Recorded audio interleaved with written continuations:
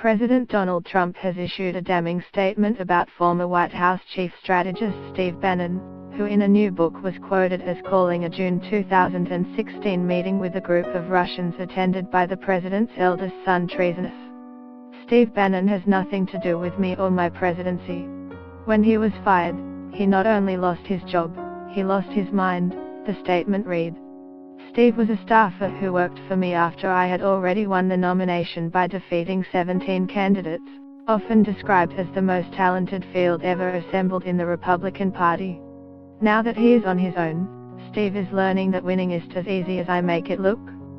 Steve had very little to do with our historic victory, which was delivered by the forgotten men and women of this country. Yet Steve had everything to do with the loss of a Senate seat in Alabama held for more than 30 years by Republicans. Steve doesn't represent my base, he is only in it for himself.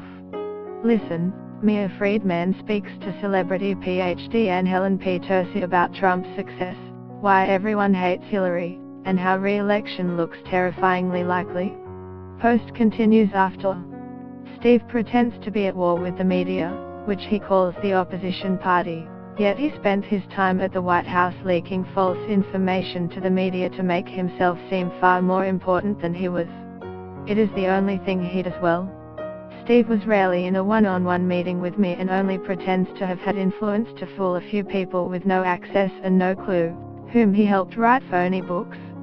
We have many great Republican members of Congress and candidates who are very supportive of the Make America Great Again agenda.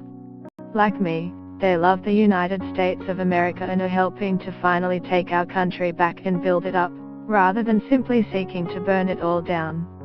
64-year-old Stephen Bannon, a former U.S. Navy officer, Goldman Sachs investment banker and Hollywood movie producer, was fired by Trump in August.